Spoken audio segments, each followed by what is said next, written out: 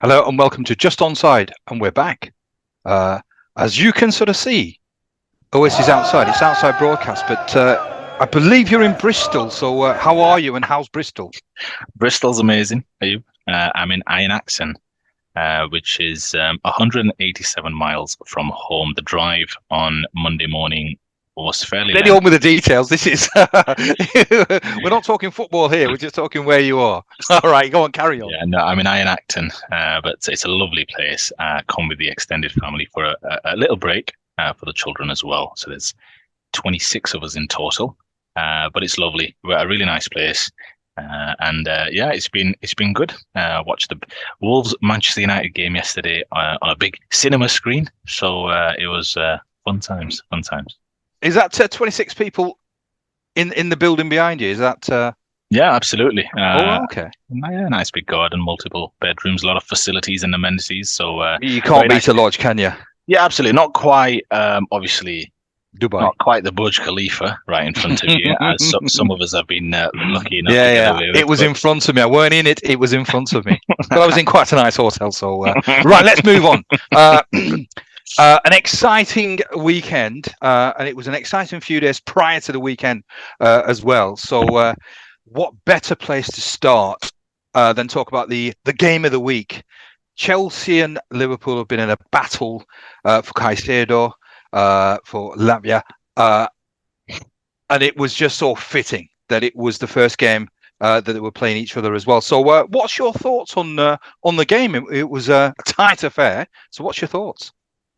Yeah, absolutely. I think you're right, Ayub. The side stories were there, weren't there? The narratives with regards to that game, and it was the game of the weekend. Two big heavyweights historically going at it. Yeah, watching the game, I thought Liverpool started really well.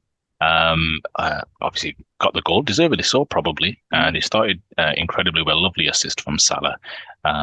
It's probably the one aspect of his game that perhaps is underrated: his ability to find others with cute passes. He's a killer. He scores goals. He's incredibly quick, powerful, a lot of strength. He's done some serious numbers for Liverpool and made himself into a world beater. But it's the one aspect perhaps of his game that's a little underrated, which is his ability to find others. It was a lovely kind of little backlift push through. Yeah, there's some question marks about Chelsea's defending, but I thought Liverpool were good, well worthy for their goal. Chelsea obviously get back into the game and give them credit because they had some hairy moments. Could have gone 2-0 down, a very tight offside call. Salah going through on goal. Chelsea were to some extent at sixes and sevens early doors. Gallagher getting suffocated in the middle of the park. Liverpool flying forward. The Liverpool that the reason why you tipped them, I guess, for the title, that kind of smothering best, suffocating best. But thereafter, give Chelsea a lot of credit. Got back into the game, got the goal back through the centre back, and it was interesting because thereafter was Chelsea didn't ever really relinquish control of the game. And I think my overriding sentiments of the game was that the question marks that have been over Liverpool over the last 12 to 18 months, and I think Gary Neville alluded to it throughout the game, is that previously there were probably a 12, 18-month stretch under Klopp, maybe even longer, where not only were they the best team in every single game, they never had games off. They were always like the dominant team. Even teams creating opportunities against them came as a surprise. Those were the standards that Liverpool set, and maybe they are victims of their own success to some extent. And I think what you saw in that game was symptomatic perhaps of the last 12 to 18 months, where you're not sure if they're going to score plenty, concede plenty. You're not quite sure where the result could go. Even games where they've looked really good. I mean, a couple of seasons ago, you might remember at Stamford Bridge, they were winning 2-0, comfortable. All of a sudden, Chelsea find their way back into the game. Kovacic, if you remember, scored that absolute screamer. Yeah. It's just, I think Liverpool fans will feel that there's lots to like. Exactly what we thought, that front five, plus Arnold coming through from right back. There's a lot to like there, and they'll score goals. I don't know if you agree with me, but they could. I mean, City are clinical, but they could be top scorers. Liverpool, they have that feel about them, but they just don't quite have the control. And that would be the question mark. And yes, the subplot was there, wasn't there? And that was what was being discussed. Is Caicedo, or if you just plug a Caicedo into that team, does that solve a lot of the issues? Probably does, to be fair, but obviously that ship has now sailed. But yeah, I think the general overriding sentiment is lots to like for Pochettino for Chelsea. I think that would be the big compliment I would give. That first game, you don't want to lose at home. I think there was the statistic talked about during the game about how they'd gone 8 games at home without winning or what have you, including the game against Real Madrid in the Champions League quarterfinals, I believe. So yeah, I think from a Pochettino perspective, what they like is Fernandes, incredible. Jackson, his Premier League debut, looks superb up front. Probably deserved a goal, to be fair, for his overall game. He gave Van Dijk and Canate all types of bother and different strings to his bow. Hold up, link up, pace, power is probably what you're looking for in the modern day Premier League striker. So lots to like for Pochettino. I think main reason being is that they looked like a team that could grow. Fernandes probably had one of his best games in a Chelsea shirt. I imagine you've had some conversations with your son about the game on Sunday. But yeah, lots to like for Chelsea. I think they were the better team in the end. I think, but from a Liverpool perspective, yes, it's the glaring question, isn't it? Can they control games? Can they manage games? Can they give themselves the defensive platform and basis? Because the front line's there. Szoboszlai had I thought a really good game. McAllister's, although he had some hairy moments, I think it's a little unfair when you're asking him to play. It's the fact that there's so many changes, right? He has to then go to the 6. Szoboszlai, who I thought looked really good, but then Gakpo has to play in midfield. It's moving. It's too many moving parts, and I think that's why I think you were of the opinion Caicedo would have potentially delivered them title. And I don't disagree with you. I think they would have gone a long way. So lots to like for both teams. Perhaps more question marks for Liverpool, but I'm not going to overreact to one game. And I think in the end, probably the storyline was Chelsea, wasn't it? New manager. They've had a tough, rough year. And they look like a team that I think for sure can compete for the top 4. Who knows? They could have a surprising season and be right there near to the top. Who knows if they keep taking progressive steps? Absolutely agree. Chelsea are back. There's no question. Chelsea are back. That was a different animal. That was not the Chelsea of last season. Lots of energy, lots of... I mean, for the first maybe about 10, 15 minutes, they were on the back foot. Liverpool had the ascendancy, and really the pivotal moment is that Salah goal. Fraction. I mean, it's just it's a cigarette paper again, isn't it? Really, he scores that. I think probably Liverpool may go on to win the game, but thereafter it was just Chelsea assumed control, and it was just magnificent. I thought they were really, really impressive. I like the energy. I like the fitness levels. Some standout performances. I mean, usually it's they're under the radar, but Chilwell I thought was exceptional. Gallagher as well. I think initially they put a lot of pressure on Gallagher when he got the ball, but I think he grew into the game and then he was everywhere. He really was. It was an impressive display by Chelsea. They were the better team, and I think if there was any justice, they would have won the game. So I think Liverpool will be absolutely delighted they got a point. Liverpool, I think you're right. I think your summary is pretty on point. They've just got a few missing parts. We talked about Caicedo. I talked about Caicedo being the difference. If he plays for Liverpool or if he's signed by Liverpool, they win the league. That's how good I think he would be in that setup. I think they just need a replacement left, but I think Robertson has had his day. He just seems, I know it's one game and it's difficult to gauge, but I think I'm sort of making a comment based on maybe the last 12 to 18 months. I think Robertson just is not the same player. I still think Van Dijk needs a more effective partner. I think Canate is good, he's developing, but I still think he perhaps should be the first choice. I mean the first replacement rather than the first choice. Add a midfield to that. It's there. I think Liverpool have got all the parts are there. It just needs maybe 2 or 3 finishing elements to what they've got. So I think you're right. Both teams should be reasonably content. I think Chelsea will be disappointed, but I think they'll be happy that they know now that they've got a nucleus of players who are playing for the shirt, who are playing for the manager. They've got an exceptional manager. With the additions that are going to come in, it's quite frightening to anticipate what we're going to see from Chelsea. So I think, we made predictions, and you did thankfully say that these could change the predictions.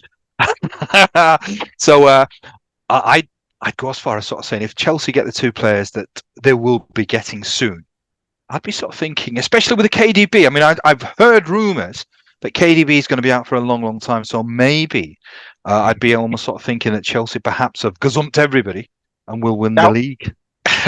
well, it was funny because I finished my kind of summary of the game suggesting I'm not going to overreact to one game, and your opening statement was Chelsea, You know what I'm like. back. Chelsea are back. You do like Yeah. the kind of dramatic finish. I mean, I wanted to ask you the question, but you've already spoken about it. I was going to ask you, well, with Caicedo to come already on board now, Lavia, it seems, is on his way, if not kind of already done, even though Liverpool have made a significant bid. We'll probably get onto that. But and Michael Olise from Crystal Palace, there's some talk about his clause having been activated. So I was going to ask you, what do you think is the ceiling for this Chelsea team? You feel with the news of the KDB injury, which seems to be 3 or 4 months, a recurrence of his ongoing hamstring challenges that he's had, or hamstring injuries, I should say. You think the ceiling for this next season could be a title challenge, if not potentially overcoming, I guess, most people's favourites in Manchester City?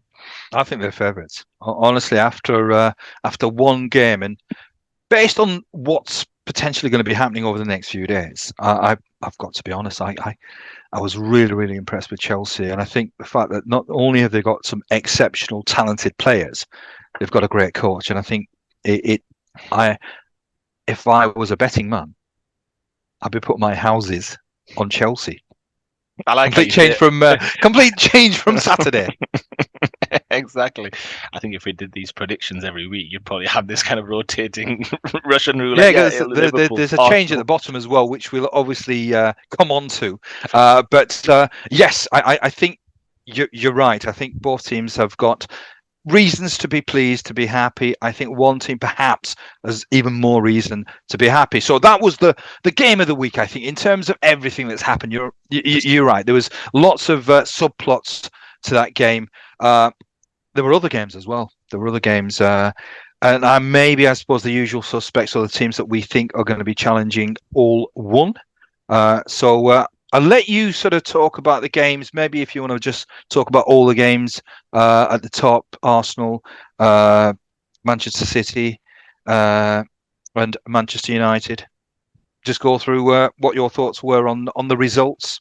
Yeah, I mean, it was interesting symmetry, right? Man City won on Friday, kicked off the Premier League season with a comfortable win against Burnley. We covered that on our last episode. Arsenal then played the very next game, 12:30 lunchtime kickoff on the newly branded TNT Sports, and they again came through Nottingham Forest, and then Manchester United yesterday, Monday evening, with I guess what can be described as a turgid win, but a win is a win, and we'll probably get through that. I mean, look, those are three of the teams that are expected or will expect within their own building to challenge for the title, won't they? And Manchester City, I think, what more can you say about this Manchester City team? You've got De Bruyne, who goes off after 20 minutes, not too dissimilar, probably around the same time when he went off against Inter Milan in the Champions League final. That seems to be a 3 to 4 month injury. It would seem. You can hear him mouth some obscenities when as he's leaving. So it's a serious injury. You don't have one of your, and that was a question mark, wasn't it, going into the game, whether Guardiola will risk him from the start. If you remember, he came back a little ahead of schedule. His first proper minutes was coming off the bench in the Community Shield. So I wonder whether Guardiola does have some remorse or some regret about starting him. Clearly, maybe perhaps, he wasn't quite ready. I mean, listen, the players get passed by the medical team to say, yeah, he's ready to start. But you just wonder, because that was a bit of a surprise. And then 20 minutes in, so are the two events unrelated? Probably not. So Manchester City look comfortable. If you remember in the FPL tips, I was suggesting if you're going to take risks and not pick Haaland, it's best done early doors. Well, you can scrap all that.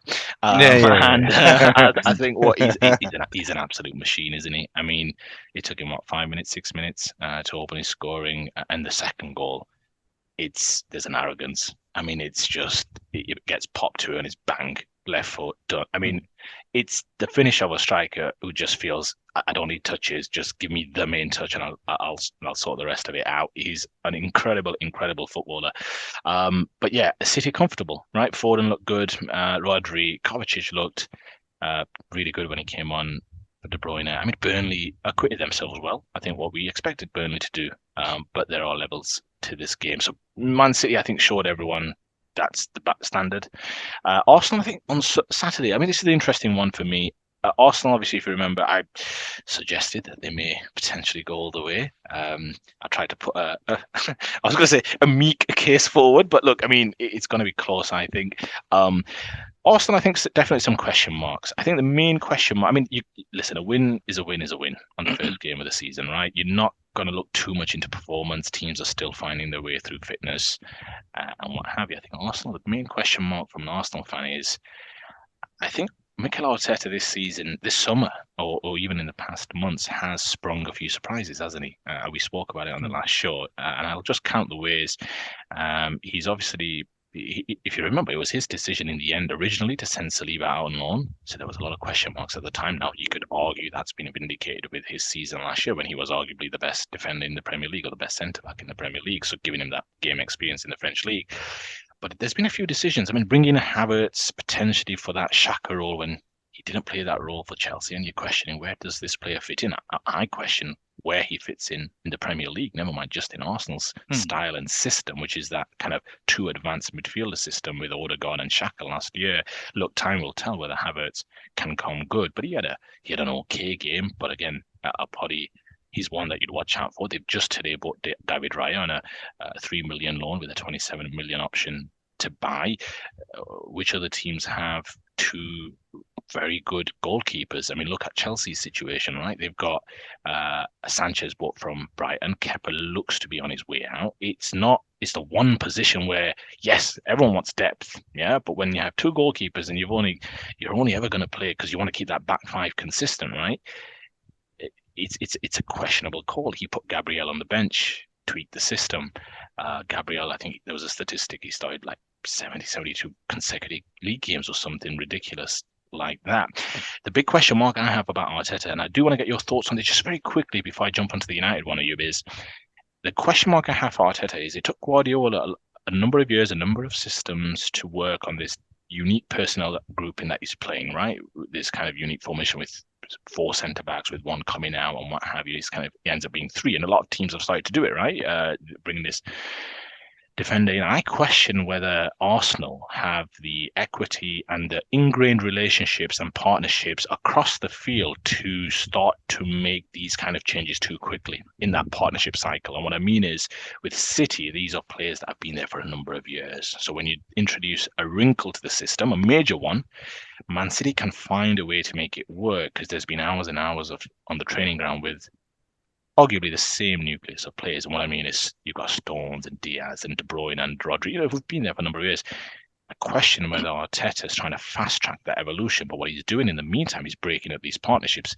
He played Partey at right back, something he did last year away to Nottingham Forest. I question how successful it was. He took Gabriel onto the bench. He's brought Havertz in. He's brought a second relatively elite goalkeeper, let's be very clear, in David Raya. He's not coming just to be bench fodder. So there's a lot of question marks.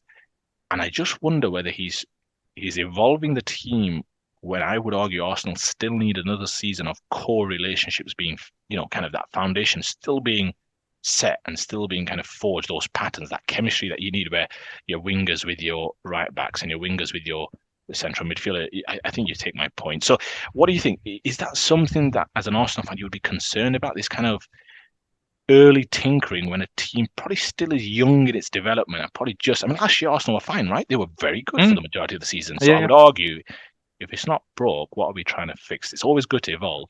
But I just question, what are your thoughts on that? Do you think that's a concern for Arsenal moving forward?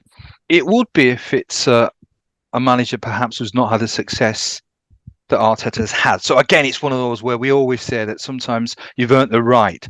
So at the moment, because of what he's done, we have to, I suppose, accept that he's a coach that obviously has proven to be successful, albeit finishing second, but he's proven to be successful in a very competitive league. So I will have to bow to his ideas and his philosophies at the moment. Now, maybe 10, 12 games down the line, we may be in a position where we can say, well, it's not worked. But at the moment, I sort of think that he's earned right. He's got credit So we've got to allow him. He probably, obviously, I mean, he works with these players day in, day out. They understand him. They respect him.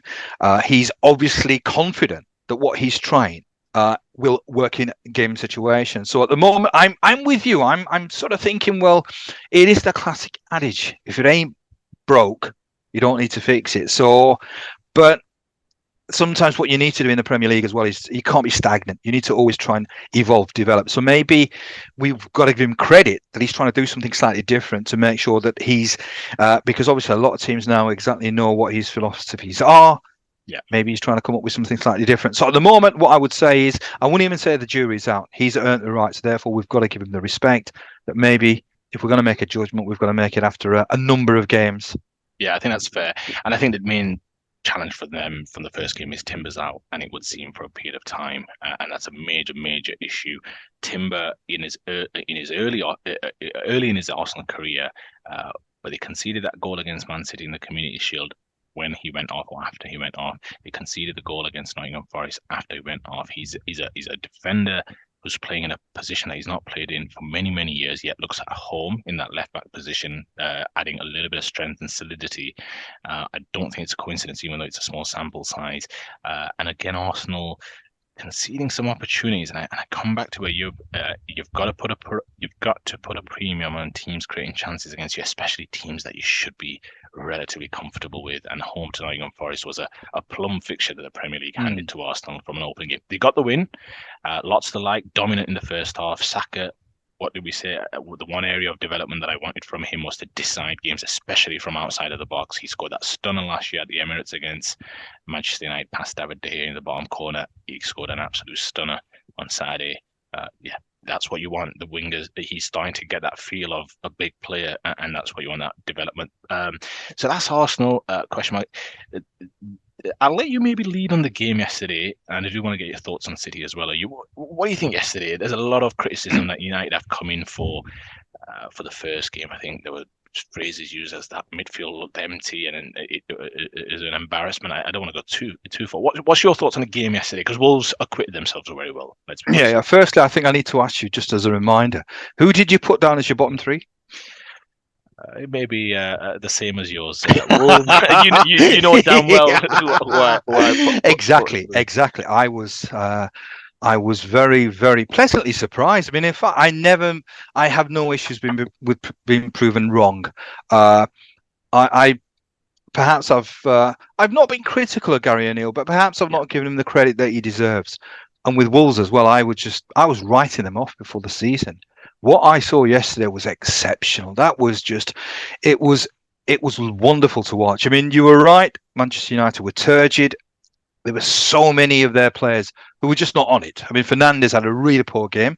Garnacho as well, who's usually quite bright, I mean, he was always trying, but it never worked. Casemiro as well sort of seemed to be just, the game sort of passed him by. I think there was a lot of things that perhaps United need to work on. But in terms of Wolves, if that is the way that they're going to play, they're not just going to avoid relegation. They'll be mid-table comfortably. I mean, there was no justice in that game. I mean, I'll let you perhaps elaborate in the details of the game.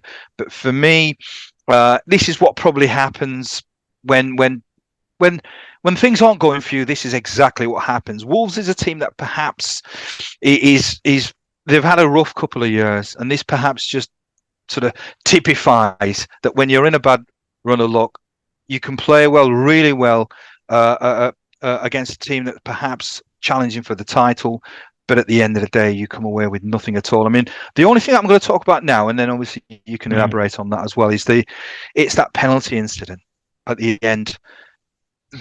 It absolutely makes my blood boil. When I saw that, I knew it was a penalty, but I knew that it wasn't going to be given because of where it was and who the team was. I don't know how you can address this, because there is a bias. There is a clear bias to certain big sides. If this was the other way around, and it was the Wolves keeper would have done that, it would have been a penalty, and potentially a sending off. But it certainly would have been a penalty. And that sometimes is so frustrating. And for Gary O'Neill to then get sent off, it's just ridiculous, absolutely ridiculous. So my assessment of the game, United, fair play to them. They won the game. Sometimes if you can play badly, they always say a sign of a champion team is to play poorly but still get a result. So fair play to them.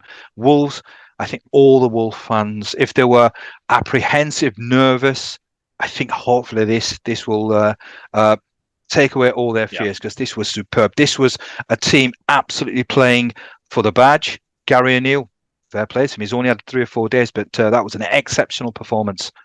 Yeah, agreed. And let's cover the main incident, because that was the main talking point, right? And I think when you look at the Wolves, I think when you look at the penalty incident, I mean, I missed it initially because I missed the last few minutes, and then I came in and I've watched extended highlights and what have you.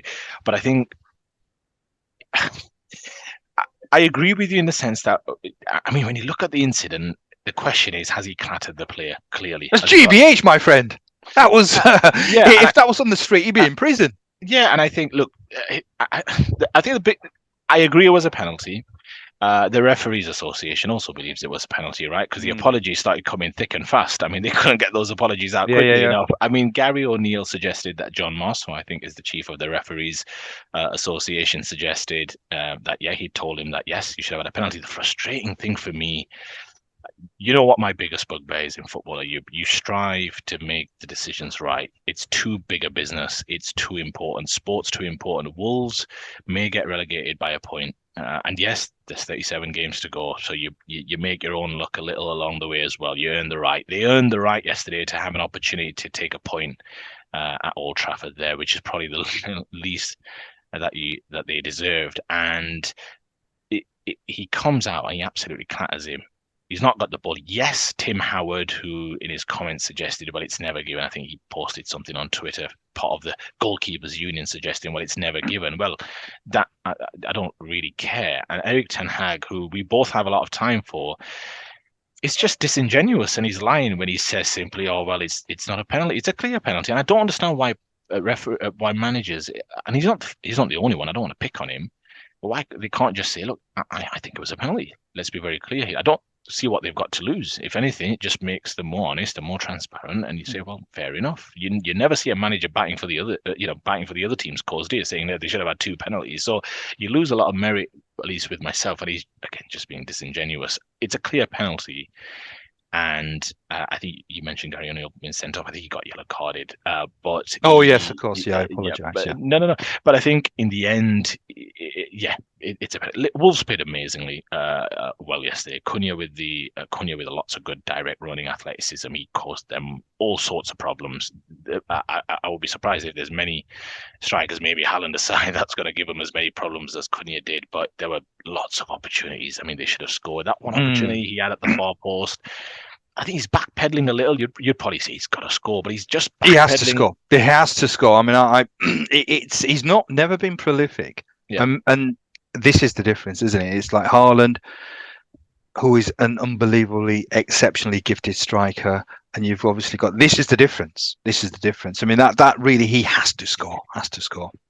Yeah, I agree. And look, you'd like him to hit the target. I just think because he was backpedaling, it's just a little tricky. But he had lots of good opportunities first off as well. Again, not hitting the target enough, right? That's been the Wolves' challenge, and their challenge has been scoring goals. If they can get someone who's going to score some goals for them, their build-up play between the thirds was impressive. Really, really. Oh, good. yes. But yeah, United, I agree with you. A win is a win is a win. I'm not going to. There's been a little bit of talk about, Mount's not quite perhaps enough and this and what have you. They won the game, and that's what you have to do. To your point, you don't want to have too many games when you're not playing so well and having to get lucky, let's say, because that, again, was a penalty. You didn't get the ball. And who knows, maybe they score and it's 1-1. But you find a way in 4 or 5 games a season where you've not played well. You probably deserve, not saying to lose, but you probably don't deserve anything out of the game, or maybe at best a point. United, yes, they probably deserve to lose on the overall game performances. But yeah, a win is a win is a win. Can they challenge for the title? I think they can, because I don't think we should, again, put too much stock in just game week 1. I think let it develop. 6 to 10 games, you'll get a feel. New signings bedding. There's some talk that they might be in for Pavard.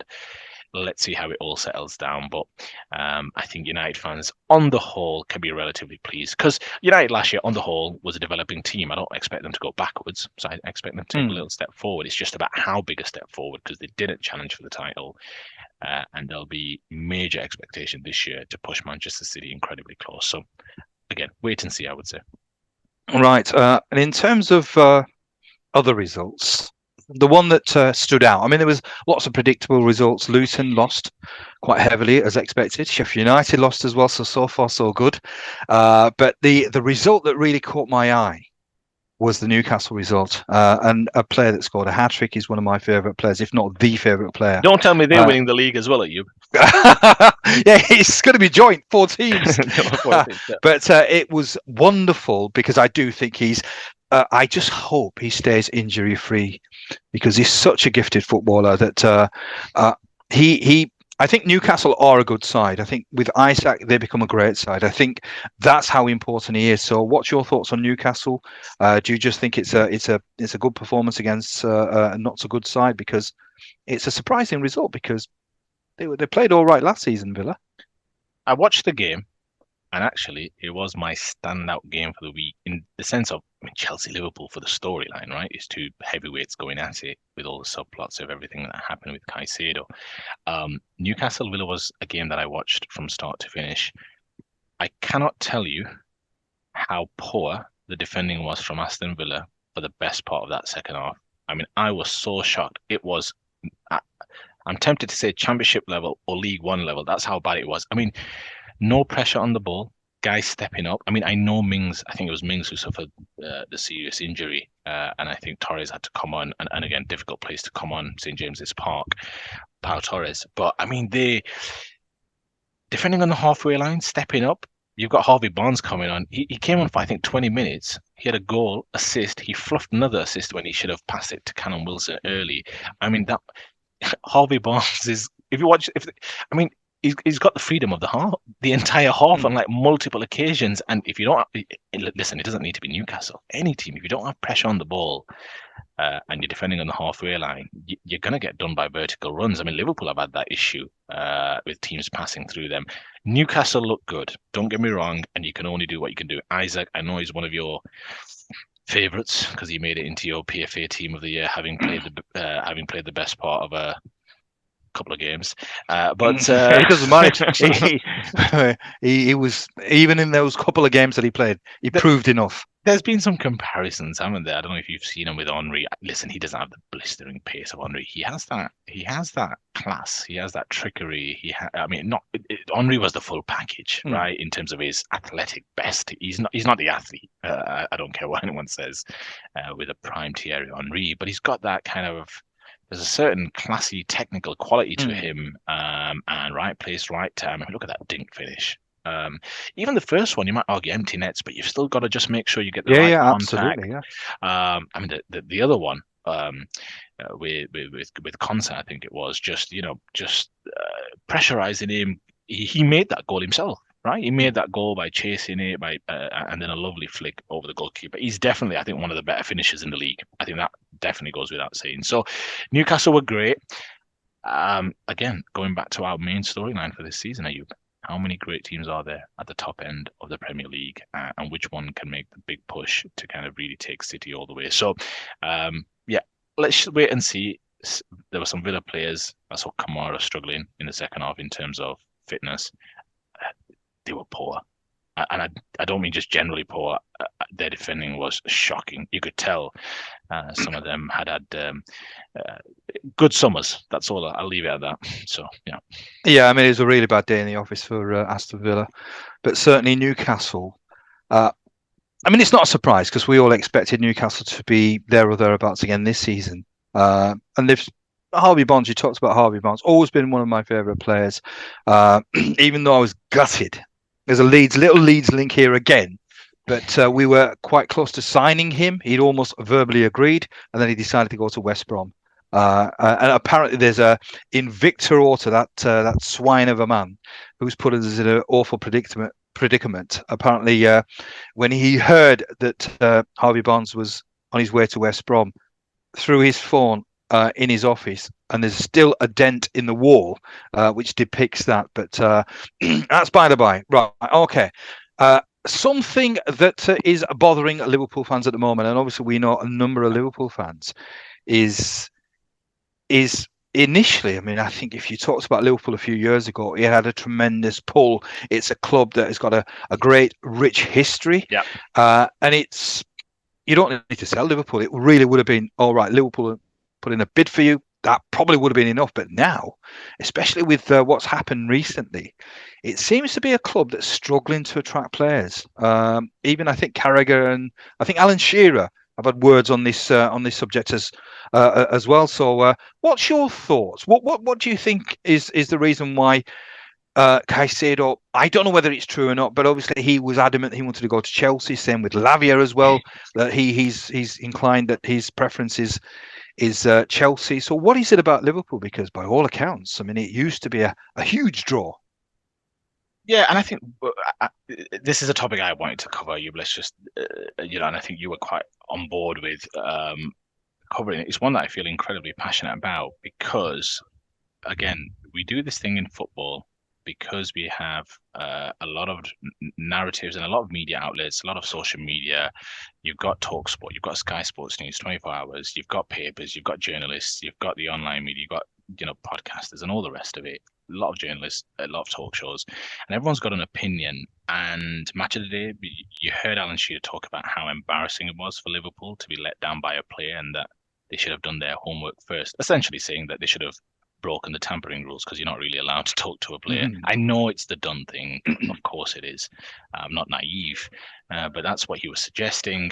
And Carragher, again, with a lot to say over these last 96 hours, if not more, about Liverpool's transfer strategy. Then Caicedo was on, and then Caicedo was off, and then how it's embarrassing. And he did a piece on Monday Night Football, I think it was, covering this in detail. And I do, if you don't mind, I want to just detail a little bit more into the detail of it.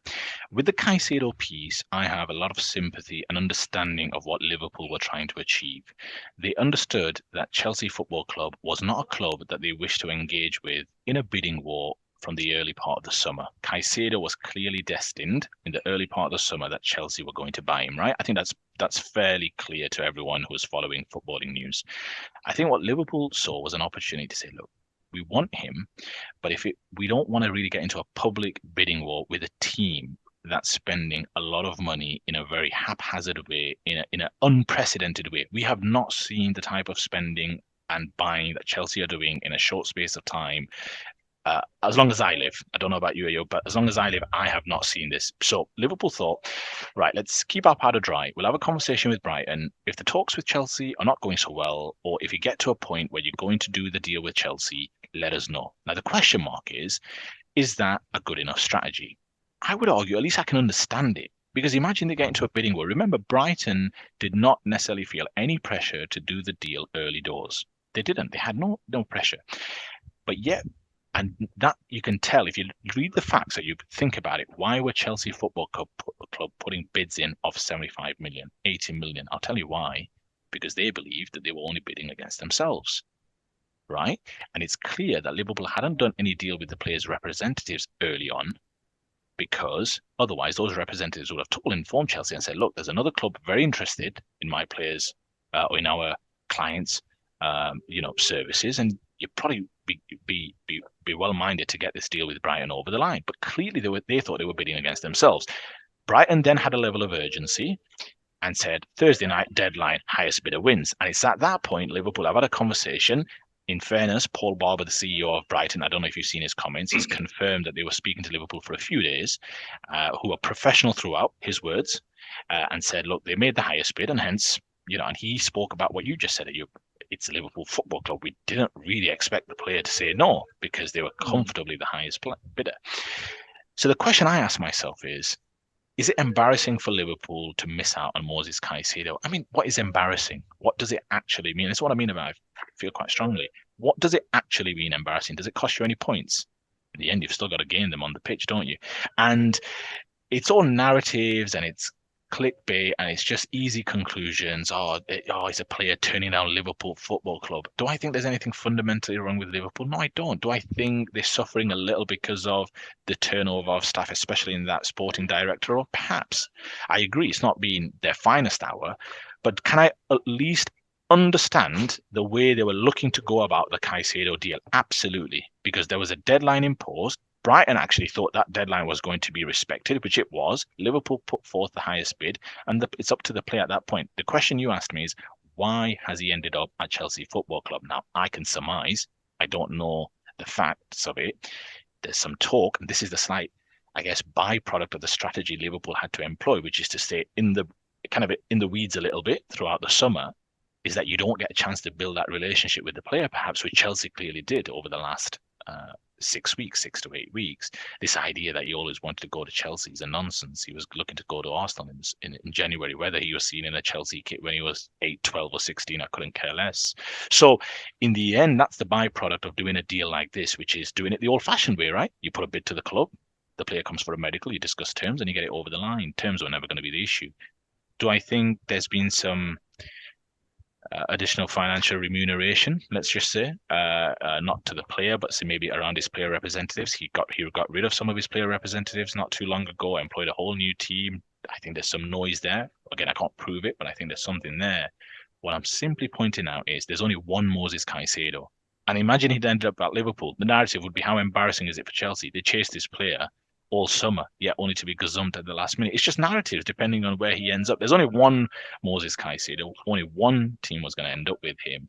Do I think it's embarrassing? I think they're just easy narratives to throw around. The question is, can you understand how Liverpool went about this, let's say, recruitment of Moises Caicedo? And I can, again, they were simply not willing to entertain going into a public bidding war with a club right now that's spending money in a way that nobody's ever seen or behaved in a transfer window. There is an additional piece I want to cover.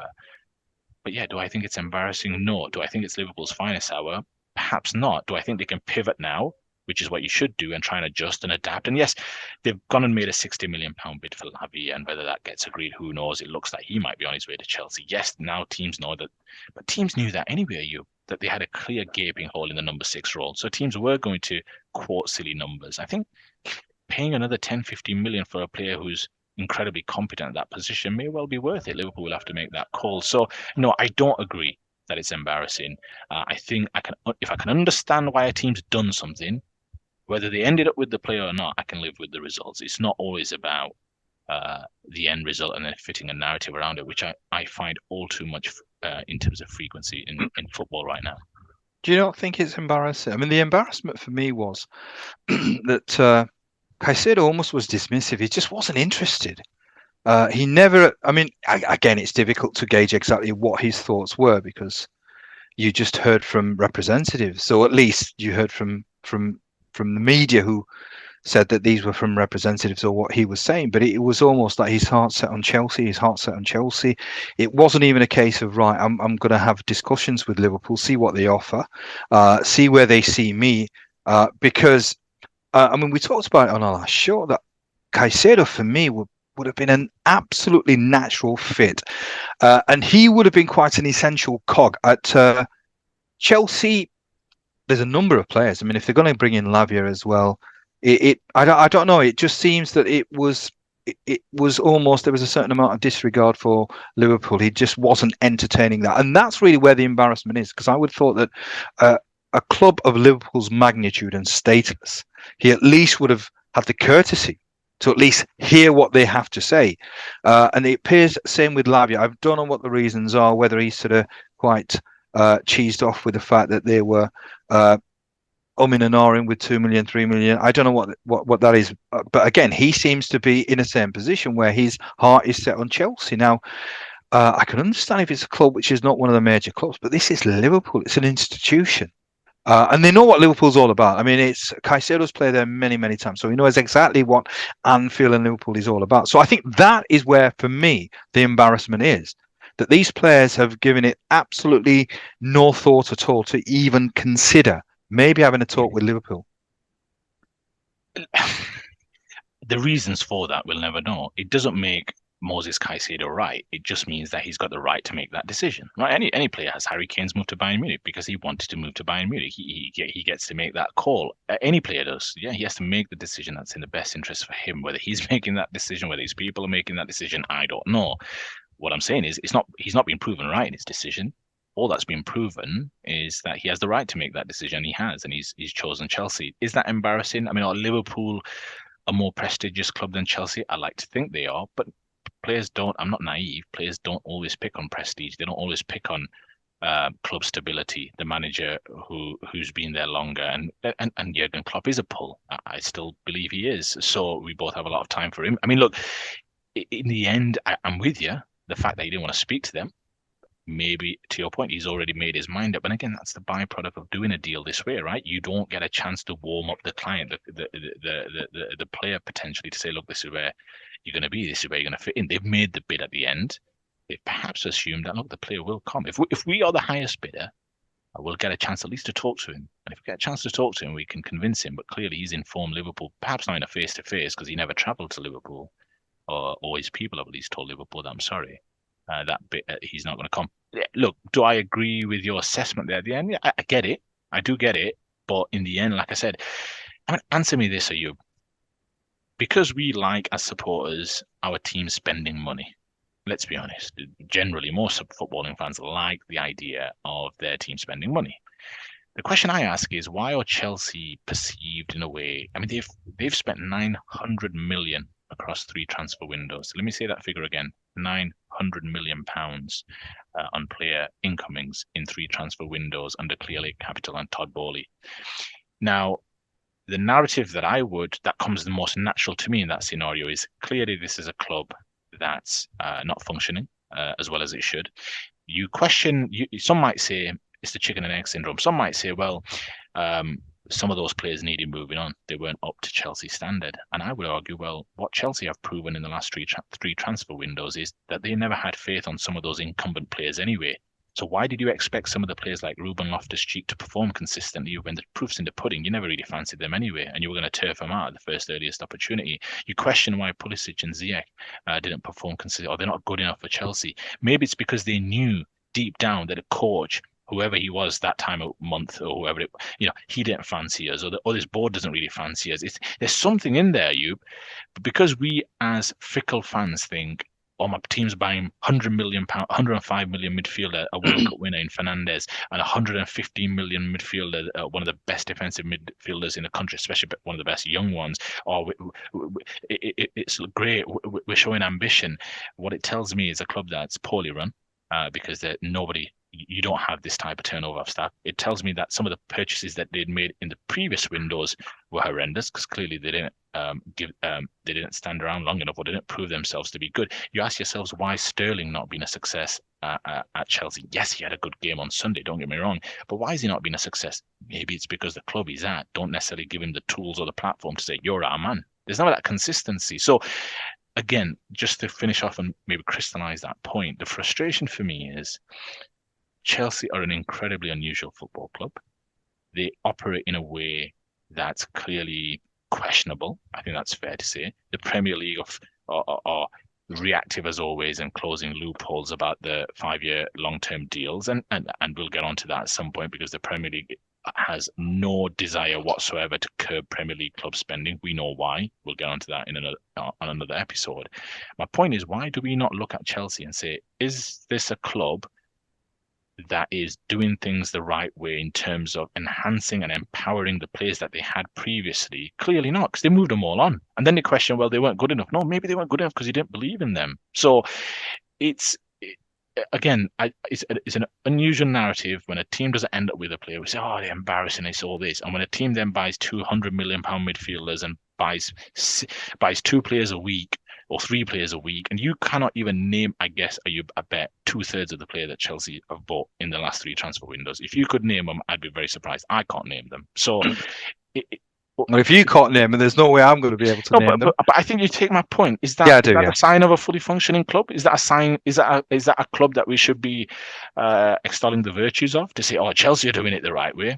I don't think so. It's not the type of club that I would like to support anyway. I agree. I mean, but football isn't about principles and morals, and I think Chelsea. I think now they've finally got some stability, because I think the key always is the coach. If you can get the right coach, it sort of makes it gives you the best chance. And I think with Pochettino, absolutely exceptional. It just looked right when he was there in that customary. I don't know what it is about the Argentinian coaches. They love black suits with a black tie. Simeone, yeah, absolutely. And it just looked right. So I think Chelsea now perhaps will have a little bit of stability. But interesting. It's a really interesting conversation, interesting discussion. It's funny what you mentioned. Just very quickly, I love how you said about the principles and morals, because that's one of your favorite lines, isn't it? Are you that favorite little anecdote that you always share with me offline? Go on. When you walk into the bank, come and tell me. Walk into the bank? I'd like to pay in principles. Oh yeah. Principles ain't paying the rent. Yeah, exactly. That's not a currency that the bank recognizes. Absolutely. So on that note, I mean, that's the sort of the first weekend of fixtures, of games, of sort of stories, sort of wrapped up. That's our thoughts. That's our views. Are we not touching quickly on Leeds away at Birmingham? No, don't want to. Don't even go there. Don't even go there. I've been sizzling. This is a moment of calm before I sort of check the phone again, see if there's any more players that have left. The Rats. Well, we know there's a few players that want to leave, and you're not letting them. But all right then. So as always, thank you. But I'll ask for the usual things again. Subscribe if you haven't subscribed. Smash a like, hit the notification bell, because especially now we'll be recording quite a few videos per week, so it'll let you know exactly when the video is dropping. And also thank you so much to, I think it's 58 who have joined the Just Onside Fantasy Premier League. My team is in there, albeit I missed the first week. So my team is the Patel's Playboys, a rather apt name. And I'm not sure exactly where anybody is at this moment in time, but I think what I'll do is I won't do it in public, but I'll have a chat with OS about potentially some sort of prize for the winner of our Fantasy Premier League, the Just Onside Premier League. Okay, but that will be absolutely. Something... Yeah, no, I think we can do that, Ayub, but obviously subsidised by yourself. Not anymore. The trip to Dubai is rinsed. Yeah, I'm just thinking your reputation precedes you. I mean, Dubai, south of France, private jets, but it's a bit like football clubs. It's debts. Yeah, amortized over a longer period of time. Absolutely. Yeah. All right. So as always, thank you so much for viewing this show. Put some comments in. We're always asking for comments. What's your thoughts on what's happening at Liverpool? Who do you think is going to win the league? And was it a penalty? The Manchester United Wolves game. All right, but until the next time, don't stray off. Brilliant, Ayub. You got there.